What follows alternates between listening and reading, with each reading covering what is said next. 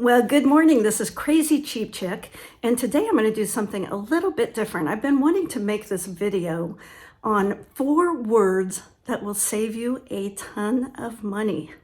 Now, I want to explain to you why I feel qualified to share this information. People are always kind of shocked, but number one, back in the 90s, I sold cars. Now, cars involve a lot of negotiation because you're negotiating the price of the vehicle they're buying, and you're negotiating the price that you're giving them for their trade-in. 2, after that, in a later career, I became a court-appointed mediator.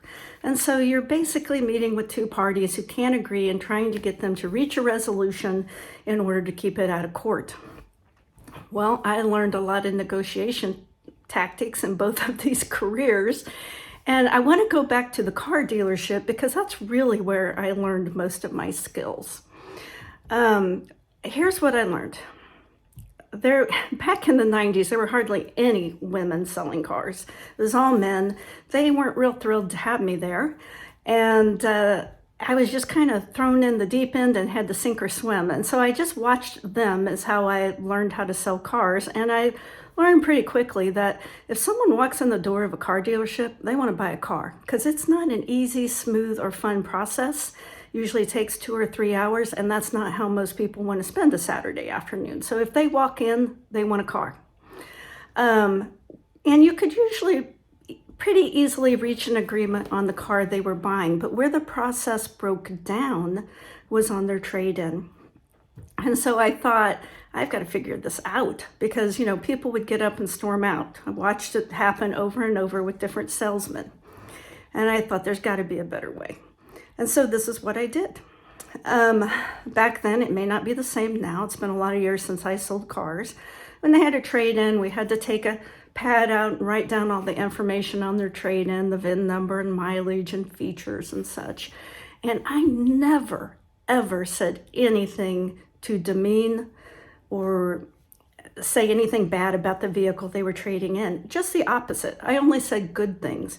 Wow, this is a really nice car. Wow, you've really taken good care of it.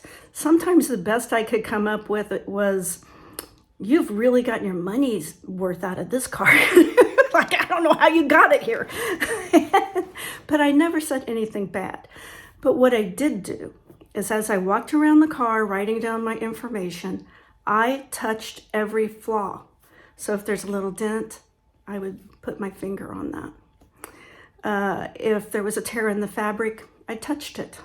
If there was a paint chip, touched it. And what I was doing was devaluing their trade-in in their mind.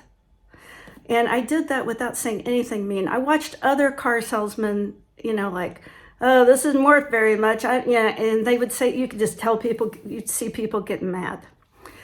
Well, I didn't do that. And then after I got all my information written down, I would look at them and I said the same thing every time. Realistically, what do you want for this vehicle? Now, that's not the 4 words. This is just part of the process. And so you could tell that at that point, when I said realistically, there's a lot of wheels turning in their head, and they always responded in the form of a question. 2,500? Because at this point, since I've pointed out every flaw, they've probably realized it's not worth as much maybe as they thought. And I would say the same thing. I'm going to try to get you as much as I can. And I would because I had a vested interest in selling that vehicle. So then I would go to my manager and say, I've got this vehicle for you to evaluate. And he would say, how much do they want for it? And I would say, I think I could make a deal for about $4,000. And car dealership managers are not known for their kindly and gentle ways. They're bombastic and, full of vinegar. I don't know how to say it nicely. $4,000 for that piece of junk? Only they didn't say junk. And I'm like, I always had the same thing. I said, I'm just trying to sell a car. I'm just trying to sell a car. And that was my line, that was the joke. I'm just trying to sell a car. And they never said 4,000. I'm sure they would have been thrilled to get 4,000. But what I learned later in mediation is the person who throws out the first number is in the stronger position, because almost all mediations meet almost exactly in the middle. So when I would throw out 4,000, and he would come back and say it's worth 1,000, and I'd already said 4,000 and he said 1,000, so we're going to meet somewhere in the middle. So they'd say it's worth $1,000, and that's a gift. That's a gift. And I would go back to my customer and say, he's working on it. And I would start preparing them that they weren't going to get 2,500. And the way I would prepare them is say, you could sell this yourself, and they could, and probably get more than what the dealership's going to give you. And then I would explain certain things, like you're going to pay sales tax though on the difference between the new car price and the trade-in, and it's kind of a pain to try to sell it yourself. You have to deal with so many crazy people. Whatever I was saying, they didn't want to sell it themselves anyway. So this wasn't a hard sale. You're just acknowledging, hey, if you want to sell it yourself, you can walk away with $200 or $300 more probably. And they didn't want to do that though. No one wanted to do that. They wanted to trade it in. So without ever giving the $1,000 price, I would go back to my manager. And I'm like, I don't think I can make it happen for $1,000. Can you come up a little? And he'd be like, that was a gift. I can't give you, can you make some calls? Oh, God, 1,500. I would go back to my customer, not say anything.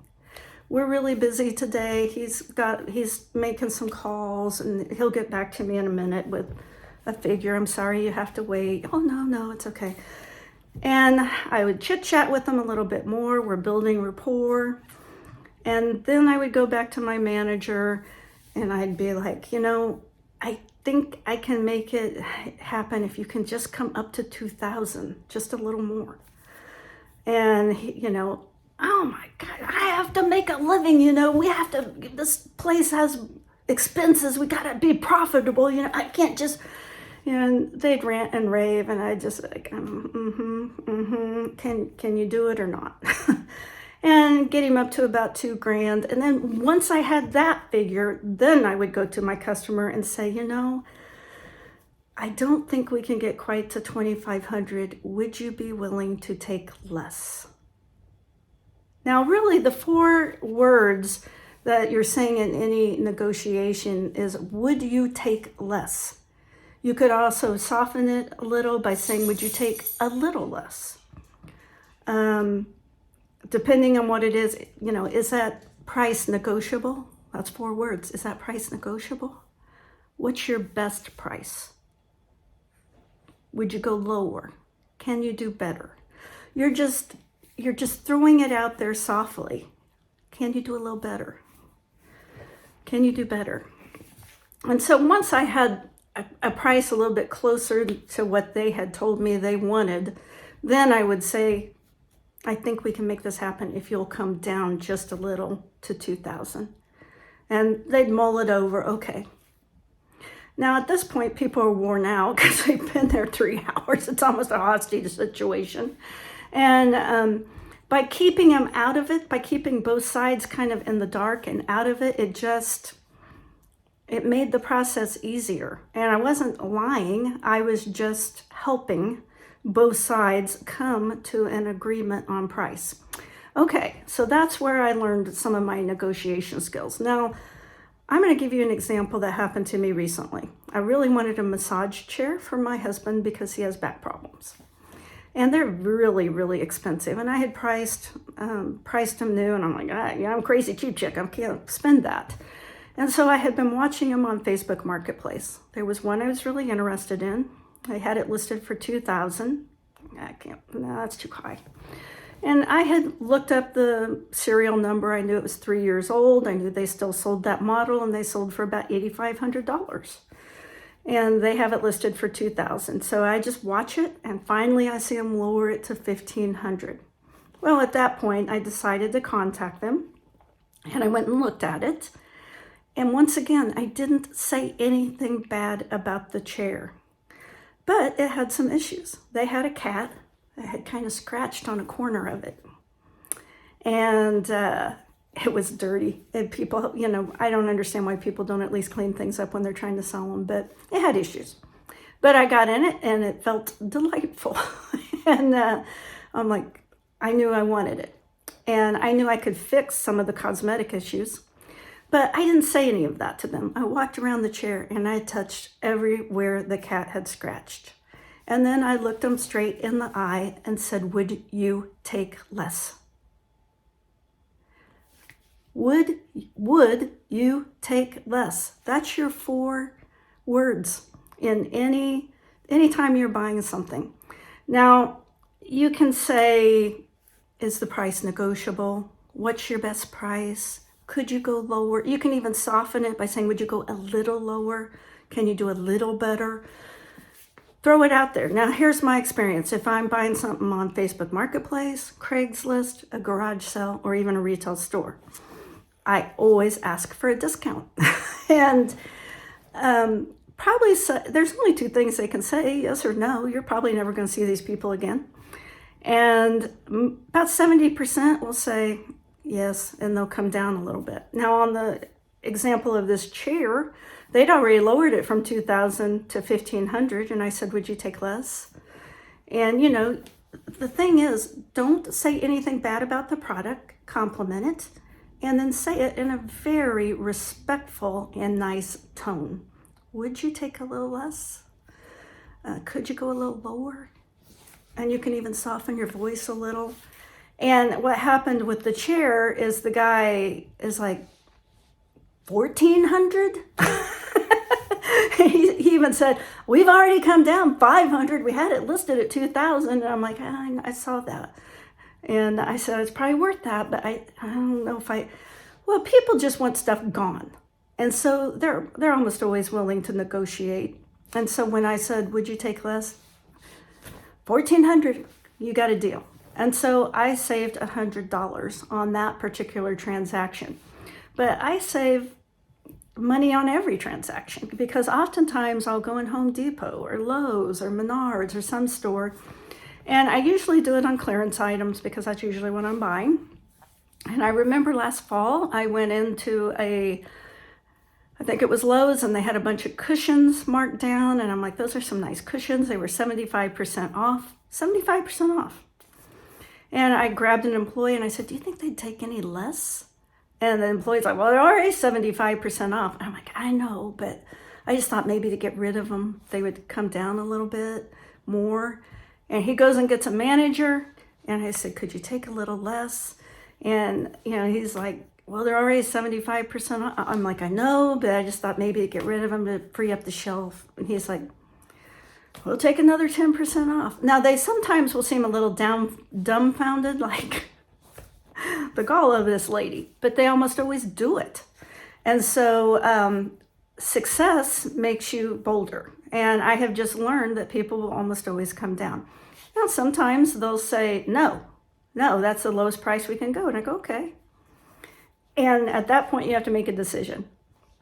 Do you want to buy it for that price or walk away? And sometimes I choose to buy it because it's already 75% off. And sometimes I walk away. It just depends on how much I want it. But you can do that on anything you buy. If you're buying a car from a former car salesman and you are negotiating over the price of the car. Now, this has kind of changed here recently because of low inventory. Dealerships aren't as willing to negotiate, I've noticed. Could you come down a little? On your trade-in, could I get just a little more? Just throw it out there. That's all negotiation is you're asking for something. It doesn't mean you'll get it, but if you don't ask, you'll never get it. And every year, I save tons of money just by throwing it out there. I throw the ball and see if they're willing to play. And more often than not, they are. So remember those 4 little words, and I think that you will find you will save a ton of money. This is Crazy Cheap Chick. I hope you got something out of this video. If you did, please give me a like, consider subscribing, or leave me a comment. All of those things help me out, and I hope you have a great rest of your day and save some money.